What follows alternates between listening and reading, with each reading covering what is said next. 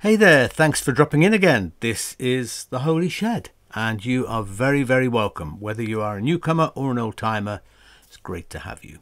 And blinking heck, busy day today, guys. You know, just about got back in time for this. Busy week, actually, because, week last Saturday, I co-presided at this Muslim Christian wedding that I told you about with Osama, wonderful, wonderful imam.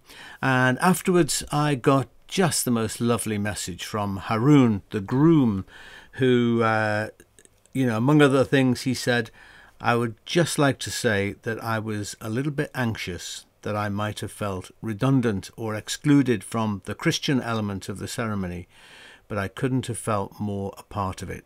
And I have you to thank for bringing the inclusivity in buckets. Well, that's very kind of him, but makes my heart sing to hear those sort of things. And then during the week, this last week, I had the honour of conducting the funeral of Sothane with 6 Buddhist monks. Now, Sothane was from Myanmar, but lived in this country for many years. And it was really so moving to share the service with the monks. There was such a lovely warmth between us, and so that was just, as I say, such an honour, really. And thanks for thinking about me, maybe saying a prayer or two during the filming of Songs of Praise at St Ethelburga's Centre for Reconciliation and Peace, which we did on Wednesday. It went really well. I was interviewed by Allard Jones, who I've known for quite a number of years now. I took his uncle's funeral, his great uncle's funeral, I think it was, and so it was really special to be together with him. And if you're interested, the programme is going to be broadcast, or it's scheduled to be broadcast on the 5th of September. If that changes, I can let you know about that. And then yesterday, oh my goodness, what a fabulous wedding. I mean, I'm full of weddings at the moment. It was in an amazing little church. Got a picture here, actually. Amazing little church outside of Welshpool, where I got to preach and help to marry Owen and Ness, 2 of God's very finest. And look at the setting. Grief, It's interesting, isn't it? This church has been there for centuries now, and like many churches, it was built on an old pagan site. And you have to think that it was built more as an act of kind of triumph over paganism than it was for sort of meeting the need in the area, because looking around there, can't see a hell of a lot of parishioners. But hey, absolutely lovely church, and this is what it looked like inside. Absolutely beautiful. And yeah, we just had the most amazing time there. And Ness, by the way, as a little present to me, gave me this. Don't know if you can see that peeping around. Yeah, it's a little sign for me to put outside of the Holy Shed here, and it's got birds on it, house martins, I think, and very nice and rustic and beautiful. So that's going to go on the outside of the Holy Shed, which is fantastic. So anyway, if I run out of puff a little bit today, you know why, because it has been really quite a week. So let's just settle down for a moment of quiet to begin with as we light a candle, and especially think today about all those people who are already living with the early consequences of climate change, especially with all these fires that we're hearing about constantly at the moment. Fires in Greece and Turkey, in the United States. We're always hearing about them in Australia, aren't we, and elsewhere too. And there are other consequences as well as the fires, and people are already having to live with those consequences. So we're lighting a candle today thinking about people affected by climate change already, thinking about creatures, God's creatures, lovely places which are being destroyed or seriously affected by climate change. And especially as we're coming up to the talks about that in Glasgow, I'd like to light a candle for that. So maybe you'd like to join me in doing that and take a moment of quiet as we think about, send out love to those people who are suffering a lot right now as a result of climate change.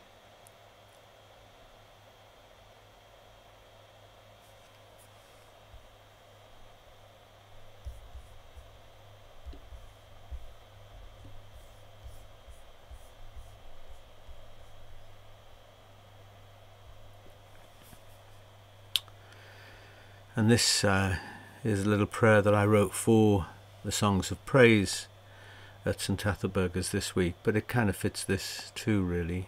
So you can join in if you wish. God grant us grace to acknowledge the wrongs we sometimes inflict on others, generosity in forgiving those who do us wrong, serenity to forgive ourselves when we miss our mark, and courage to stand in the breach in our broken, hurting world, planting seeds of peace and hope. Amen. Great. Okay, well, we're continuing with our summertime theme, really, of how to read the Bible and still be a Christian, a bad Christian at least anyway. And so, you know, we're acknowledging the fact that for a lot of people, the Bible has proven and does prove to be much more of a stumbling block than it does a help in terms of their spiritual journey. And some of that is, quite a lot of it actually, I think, is the way in which the Bible is often interpreted, preached, administered and so on. And perhaps really in a very dominant way behind it all, very often, is this wretched ideology of inerrancy, you know, so the Bible can't be questioned. And given the fact that there, you know, is this huge cultural and historical gulf between the Bible and ourselves anyway, there's room for an awful lot of problems to arise.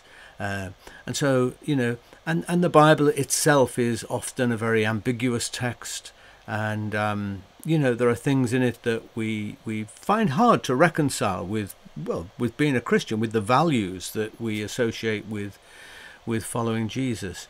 So it's all of that. But what I'm trying to do here is to share the fact that despite all of that, and despite all of my huge struggles with the Bible still is a precious resource to me. And often, you know, Christians make this distinction between what we call the Old and the New Testament.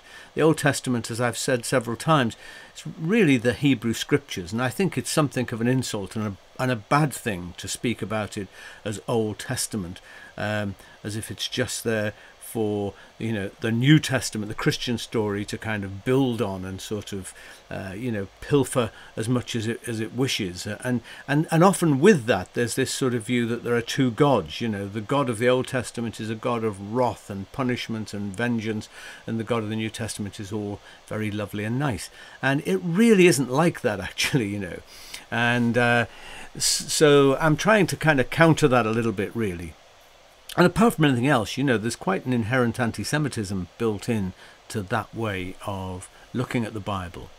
So anyway, I want to start today with a few words about a novel called The Kite Runner, which is by Khalid Hosseini, which is set in Afghanistan at the time of the Soviet invasion and the rise of the Taliban, who we're sadly seeing rise again right now. And the story is about Amir, the son of a wealthy landowner, who witnesses the rape and beating of his childhood friend Hassan. And Hassan is the son of Amir's father's servant. Okay, so they kind of have different stations in life, but the two boys are like brothers. You know, they're really very, very close friends.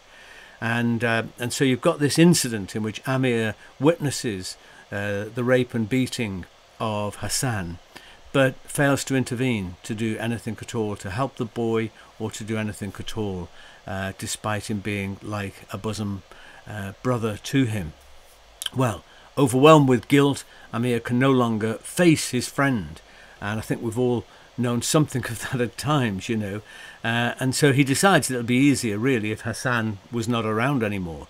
So he plants his father's watch and some money under Hassan's pillow, making him appear to be a thief. Well, when confronted, Hassan, ever the faithful friend, he covers for Amir and confesses to the theft. Amir's dad forgives Hassan for the offence that he didn't commit, but Hassan and his father nevertheless leave the area.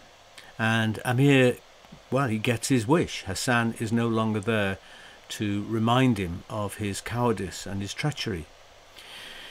Well, eventually Amir and his family joined many others in leaving Afghanistan to resettle in America, where 2 decades later he has an opportunity to atone by rescuing Hassan's son. It's all a wonderful interwoven story that, I'm just giving intimations of here. It's a very powerful story. It's a story of transgression and a search for redemption, not unlike, as it goes, the story I'd like to focus on today, which is another story from Genesis in the Hebrew Bible about Jacob and his famous ladder. And like other stories that we've already thought about, it's based really on an archetypal theme that's replayed many times throughout history. And Genesis, well, the book, Genesis means beginnings. And in many ways, Genesis is a book of archetypal figures and stories. It's all about sort of beginnings, roots, sort of fundamental kind of human life and experience. It's all there, actually, in this wonderful book, which I don't think it was ever intended to be read as history. I think it's myth in the very truest and best sense of that term, in that it's about narratives and stories that embody truth, perhaps in a more fundamentally real way than you would get if you were just telling literal stories. So you probably know the backstory to all of this. Jacob was a skinny, sensitive young man, and he's goaded by his overindulgent mother into deceiving his father, who's blind, and steal his older brother's birthright. Now, back in those days, the birthright was bestowed through a special blessing from father to the eldest son, and it confirmed a line of inheritance that could never be revoked. Once the blessing was given, once the birthright was passed on, it was like there's no way back from that now. So when Esau, who's Jacob's older brother, and he's a quite different character. He's a huge hunk of a man, with a six-pack to die for, and a man of the field. And when he discovers his scrawny sibling's treachery, Jacob really reckons that he's got no choice. The best thing to do is run. So again, in connivance with his mother, a plan is hatched, and he sets off to his uncle Laban's place to create a new life and hopefully marry one of Laban's daughters, which he did. But on the way there, wandering through the desert without having any proper camping equipment, well, he didn't have time to go shopping, to millets or whatever to begin with. So he's not very well equipped. And so, totally knackered along the journey, he lays his weary head on a stone for a pillow. And then, fast asleep, he has a dream about a ladder standing on the earth with its top reaching right up to the heavens. And on the ladder, it says that in the dream, angels were ascending and descending. And God is standing there beside him in the dream and promises him a good future, promises him that his offspring are going to become like the dust of the earth in number, and things are going to go well.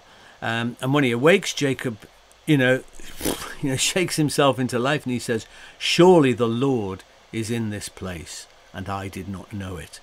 And so he named the place Bethel, the house of God. And throughout the ages, this story has been a powerful image and symbol, and a metaphor too, for Jews and Christians and Muslims.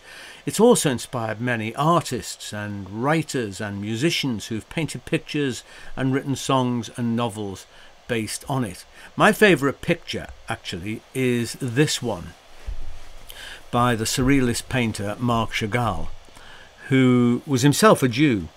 And he drew deeply in this and in numerous of his works. He drew deeply on the resources of the unconscious and dreamy, surreal world of Jewish myth and fable, where fiddlers dance and livestock drift above the earth, where tiny offspring hang upside down in their mother's transparent wombs. And there's so many things. I mean, I love in the bottom left-hand corner this, I don't know what is it, a mother and child or whatever, having a ride on the back of a chicken. Well, it is surrealism, and it's such a beautiful image. And Picasso said that only Chagall could have created this with this particular blend of colours. It's absolutely wonderful, I think. And Chagall wasn't bothered really about the historicity of the story. You know, as a true Jewish person, he wasn't bothered whether the Hebrew scriptures were historical or not. He read them as a human story of love and faith, of relationship and community, a story of fidelity, of intimacy, of betrayal and violence, and all of this in the Jewish mentality held together somehow by divine providential love. I'm a really big fan of Chagall. I love all of his paintings, and well, most of them anyway. And I especially like the childlike quality of this painting, which you know, is a rough kind of surreal folk art, really, very dreamlike itself, which is so suitable to the story. And Chagall actually painted quite a number of different versions of Jacob's dream. This is one I've picked out because it's my favourite, where the central point about it is that he transposes the scene of that story from the wilderness in ancient times to his own urban setting, with houses and streets and people, and some of them riding on a chicken, because you know what, why not? It's wonderful. And you know, for me, Chagall's painting is a form of Midrash, which we've been talking about, haven't we? The Jewish approach to biblical interpretation, where an ancient story can be reimagined in a new and different context. And I think, you know, Midrash is a kind of fan fiction, if you know what fan fiction is. It's a kind of newish genre of fiction writing, where a writer uses an original text or story, maybe a film or whatever, to then piggyback that and create a new story with new meanings, by reimagining the characters and events in a different setting. And in a way, Midrash is a little bit like that. It's seeing that this collection, this resource of incredible stories and you know, archetypal kind of images can be drawn upon and you know, feasted on to reconfigure them in new places. But you know, in a way, rabbis have been fan fictioning for centuries, really, often by focusing on some of the puzzling or disturbing parts of a biblical story and digging into them, digging deeper, digging beneath the surface, and retelling them, and perhaps, but all of it very much an exercise of the imagination, which I think is one of the most godlike gifts, faculties that we have, the imagination. So anyway, here's the thing. Rabbi Lawrence Kushner. Now, I've talked a few times about Harold Kushner, the wonderful man who wrote the book Why Bad Things Happen to Good People. Lawrence Kushner has nothing to do with Harold other than sharing a name and also being a rabbi. But I like Lawrence Kushner's work a lot as well. And he points out that the angels in the story in the Bible were actually moving in the wrong sequence. You know, because it says, you remember, that they were ascending and descending. See, so, you know, he says, well, that's a bit weird, isn't it? Because if angels are kind of heavenly, if they reside in heaven, in the imagination, wouldn't the order be the other way round? You know, that they were descending and ascending. And the great thing, you know, about this whole sort of Jewish rabbinical way of reading scriptures is no detail like that is insignificant. You know, as soon as they see a detail that doesn't seem quite right or that's puzzling, they'll dig into it and dig beneath it and imagine. And there's a whole host of rabbinical midrash explanations for why the angels were going up and down rather than down and back up again. But Rabbi Lawrence Kushner, and you may think, by the way, that rabbis ought to have something better to do in life. But I think it's a wonderful thing, the way this tradition, because I am a word person and I love text and I love stories and I love myth and I love metaphor. And so it's just rich territory for me, you know. But anyway, Lawrence Kushner, he thinks that the obvious answer to this particular conundrum is that the angels didn't reside in heaven in the first place. So that's why it's going that way round. They lived on earth. This is the home of angels. This is where angels tread all the time. Heaven, from this perspective, isn't an upstairs, you know, somewhere away off in the heavens. Heaven and earth are parallel realities that intermingle. And sometimes that mingling, that coexistence, appears in our consciousness. Sometimes we just it's like we wake up to it and realize something which was there all along, just as Jacob did in the dream. So Bethel, God's house, isn't elsewhere, it's here all the time. But like Jacob, as I say, we just don't realize it. Now, you know, the Celts spoke, didn't they, famously, of thin places.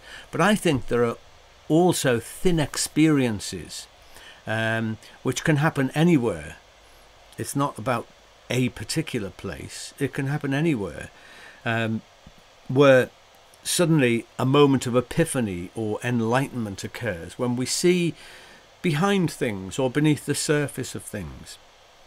And not to be overly sort of sloppy about this, there are occasions, I have to say, when this happens with me and Pat, you know, and we've lived together 53 years now. Yeah, I know. I was very, very young. I was only about 7 when I got married. But we've lived together for 53 years now, and you kind of get accustomed to each other in that sort of length of time. But there are moments, maybe when I've woken up and Pat's still asleep. There are moments when I perhaps see her while she's asleep, or just when I see her walk through the house into a room or whatever, when suddenly, you know, it's as if I'm seeing her for the first time. I see something that, you know, is perhaps the inner beauty that I take for granted suddenly kind of hits me. It's like a curtain suddenly opens. And, you know, these things, you can't hang on to them. They don't last forever. It may be almost just like something you see out the corner of your eye and then it's gone. But it's those moments when this mingling of heaven and earth just sort of opens up. And this, I think, is the real point. Because, you know, life is in so many ways a case of suddenly something familiar is seen in a new way. You know, maybe a piece of countryside, a tree, you know, in the garden or in the park that you pass every day. Maybe a much more urban scene suddenly comes alive. And as I say, it could be anything. It's kind of, you know, what it says elsewhere in the Bible, angels unawares, that you suddenly become aware, a glancing revelation of what's there all the time. And as I say, this is the real point, that Bethel is not about a place, it's about every place. God isn't here or there, God's everywhere. The whole world is Bethel. The whole world is sacred. Our life is sacred. Every moment of time, every situation, every relationship, every encounter with a stranger is in itself sacred if we can but wake up to that reality.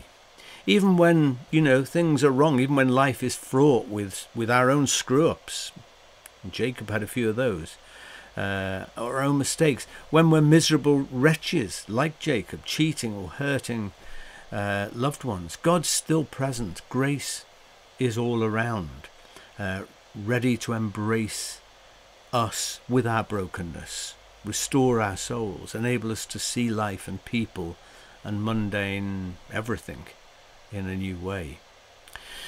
Dreams, stories, poetry, art, all of these things are capable of multiple interpretations. They have what the experts call a surplus of meaning, So, nothing needs to be looked at just in one way. There are always more interpretations, more possibilities in any piece of art or any story. And each of them has the possibility of bringing inspiration or life-transforming energy. The African American spiritual "We Are Climbing Jacob's Ladder" is a really good example of this song, obviously all based on this story. Now, for slaves in the American South, Jacob's dream was an image of liberation, of freedom and escape from the awful experience of slavery. It was a promise of deliverance, heaven on earth. And you know what? I always thought that so-called Negro spirituals, as we used to call them, were about a longing for the next life. It was all about this life is so crap and shitty, that we focus on the sweet by and by. Not at all. That's actually a complete misreading, misunderstanding of African American spirituals.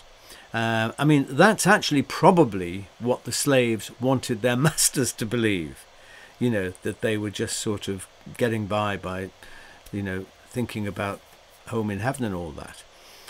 But spirituals were never about escape from this world. They were covert messages, politically often sparkling covert messages calling for a slave uprising. They were declarations of social justice, of clandestine announcements of a new life of freedom that they were plotting and intending to find in the here and now, not in the sweet by and by. So when they sang "We Are Climbing Jacob's Ladder," it was an affirmation that every single rung, of that ladder, every little step that they were planning and moving forward on took them higher or closer to freedom, soldiers of the cross. And this was actually a hymn which became a rallying cry for the Union in the cause of the Civil War. The image of Jacob's ladder carrying them through the awful conflict that was necessary to break the back of slavery. And angels, of course, were a part of this picture. Angels were with them all the way, helping them, supporting. And however you envisage an angel, whether you do believe in some ontological realities, to use a bit of sort of jargon, or whether you see it more as a metaphor for the many people and means through which we find support in time of need, it's here on this planet Earth, in this life, that angels tread all the time. Help is always at hand. It's just that often we're unaware of that. We fail to see it because we're so kind of overwhelmed by the grimness of whatever circumstances happen to be there. I think in a way, we're all Jacobs. We're all kind of on the run in some fashion, fleeing failure, fleeing mistakes that we have made, relationships that didn't work. We're fleeing disappointment with ourselves, disappointment with others, or with adverse circumstances that we couldn't control. And what the African American slaves realized was that freedom came one rung at a time, and angels were always present. You were never actually on your own. And so the liberating presence of God symbolized in the angels is always there, supporting us. Earth is always meeting heaven, heaven always meeting earth. We just need to wake up to that. And perhaps that's what things like, prayer and meditation are about, opening ourselves up to the fact that of the moreness, the greater picture, the fact that it's never just simply as we see it and experience it in the kind of visual, sensual world. So that's the real message, friends. Heaven isn't a place elsewhere in the universe. I believe in heaven as a parallel reality here and now, and the gate of heaven, the merging of the two realities, is everywhere. There are gates everywhere. They're all around us. As I said, I think somewhere in How to Be a Bad Christian, there's nothing in the universe as democratic as the presence of divinity, which is totally accessible anywhere to anyone by any name or none. Christians, Muslims, Hindus, whoever they're, religious people do not have a monopoly on divinity.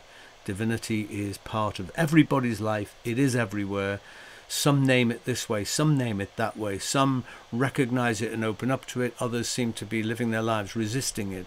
But divinity is, as I say, the most democratic thing imaginable in the world. And I come back to what I often say in this respect, that divinity is like the atmosphere that we can't escape. You can be an atmosphere denier, but you're still living in the atmosphere. You're still breathing it. It's still that which sustains you. Divinity is all around and within us, as accessible as the air that we breathe. God is that which energizes and sustains the universe, motivates evolution, which inspires human creativity, invigorates love in our relationships. Divinity is that which animates our efforts to create a more just and compassionate world. So Jacob wasn't a perfect human being, hell no. He was a conniving little crap, to be honest, and his journey was far from over after he had this dream.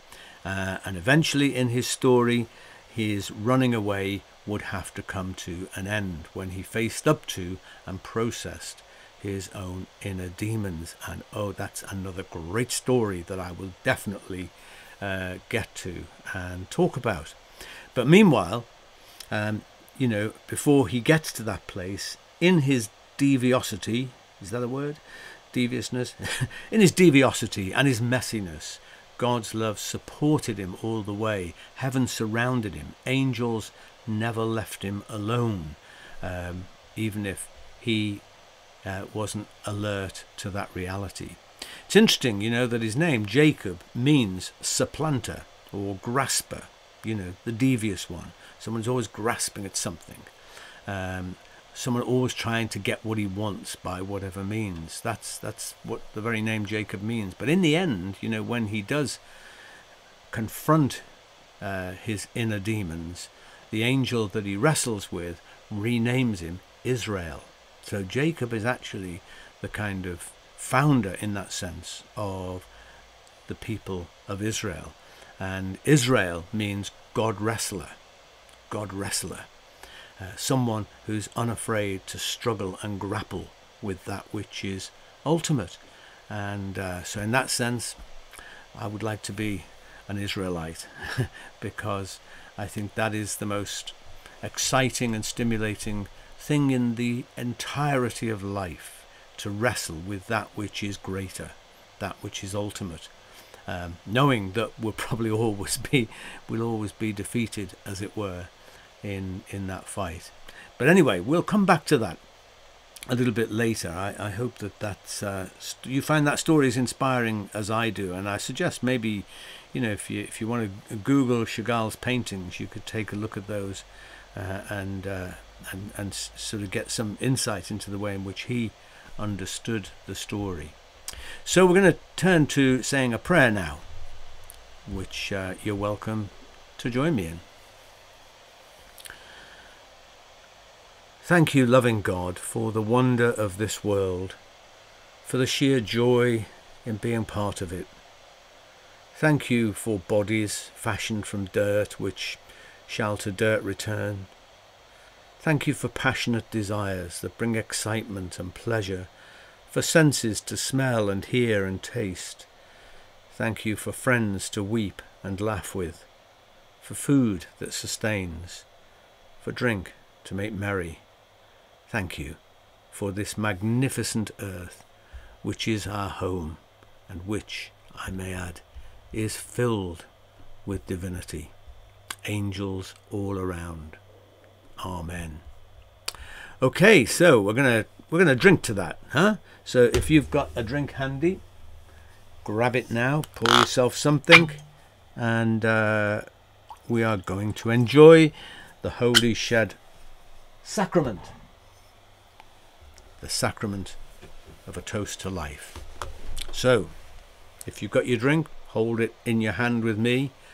Here's a toast to the incredible cathedral of nature in which we live. You know, being in that lovely, lovely church just on the borders of Wales yesterday, you were conscious of this beautiful little church, the original of which has been there for so many centuries, and it's a lovely place of solace and sacredness.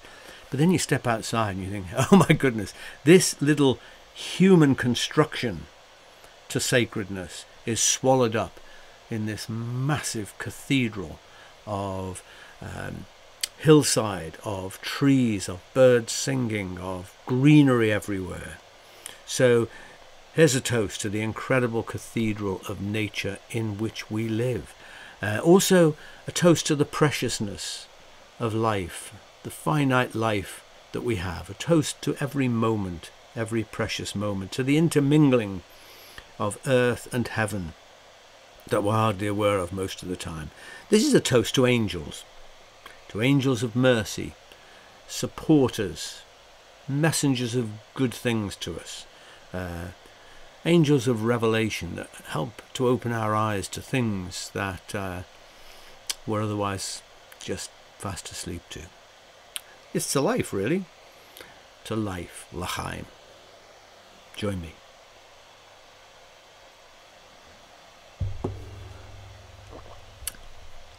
Amen, amen. Fantastic. So, if you like the Holy Shed and you like what I'm doing here, you can support us. This is where I just pass the hat around. You can support us by going to this coffee site. The link is always at the top of the Holy Shed Facebook page, and you can buy us a coffee or two or three or whatever, and a million thanks to those of you who do this for us. Very, very kind of you. So we're going to have a blessing now, and then I'll tell you about something else. But here's our usual wonderful blessing. The blessing of God, the eternal goodwill of God, the shalom and salam of God, the wildness and warmth of God, be among us and between us, now and always. Amen. You know, I was taking, I don't know what it was, I think it may have been a baptism, a christening, you know, of a little baby. I was doing one time at St. Luke's when I was there, and I said this blessing at the end, and there was a man who was none too pleased with me, who came to me, and he said, why have you got all this talk from other religions? You know, I thought you were a Christian. I thought this was a Christian church. And it was just quite a revelation, really. There's someone who doesn't go to church, who you know, doesn't really affiliate with that at all in you know, real terms, finds himself offended. You can't help feeling it was about something else, really. Anyway, bless you all. And some final words just to say is that, oh yeah, that's what I'm going to say. You know, you can watch Holy Shed on Facebook at the Holy Shed Facebook site. You can also now, as you've probably noticed, watch it on YouTube, on my YouTube channel, where there's, you know, most of the back catalogue can be found there, and my lovely daughter Liz is helping me to sort that out and streamline things. So over the next few weeks, and also going to introduce a few more things. She's very keen for me to introduce some occasional YouTube lives. So I think once we get into the autumn, a new sort of term begins, we're going to sort of introduce a few new elements, as well as what we already have now. But I'll tell you what's really great, if you can subscribe to my YouTube channel, that's really, really helpful, because you reach certain kind of tipping point numbers where YouTube notice you, and you begin to get far more kind of promotion, and more people are going to get to see the films. So if you can subscribe to my YouTube channel, don't cost you anything, doesn't demand anything of you, painless actually, but that would be really, really good, and it'll help us to get more hits, as it were. Okay, I think that's all I want to say for now. I'm going to finish with a video, a song to music piece of music, which is by a lovely guy called Monty Linds. And Monty Linds is a personal friend of mine, and he is involved with a number of the people with something called Fifth Sunday and Food for Thought. And you may like to go to their Facebook page, Fifth Sunday and Food for Thought, where they have all sorts of lovely things on offer there. And you know, Fifth Sunday is like a kind of, I view it anyway, as a kind of sister kind of thing to us. I don't think what we are really, but yeah, I view them as a sister kind of community to ourselves. So Monty is also a musician, and so this is a song called Different World, which I love, and love the guitar music in it, love the words. I hope you enjoy it too. So have a great week, go well, be kind to those people around you, be kind to yourselves, and stay human, and I will see you very soon. Bye.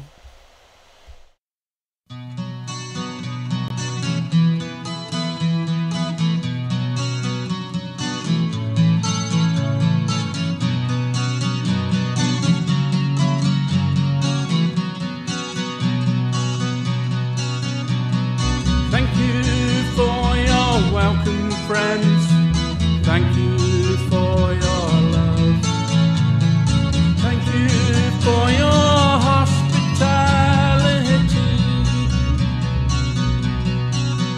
Though we come from different worlds, believe in different truths, the road to peace will always be the same. My mind became confused, beliefs turned upside down. Midsummer sunshine worked upon my brain.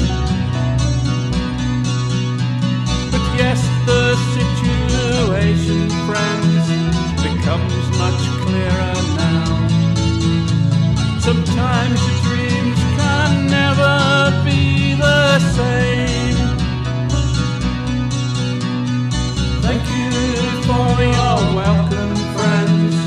Thank you for your love. Thank you for your hospitality.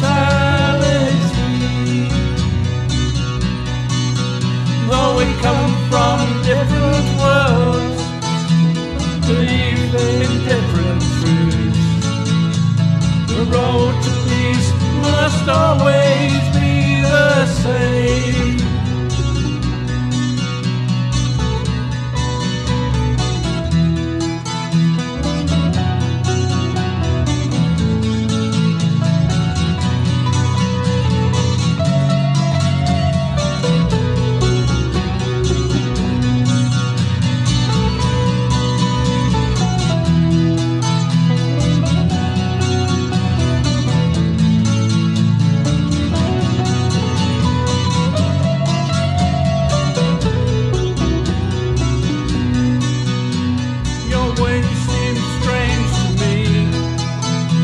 I feared your circle too, but sometimes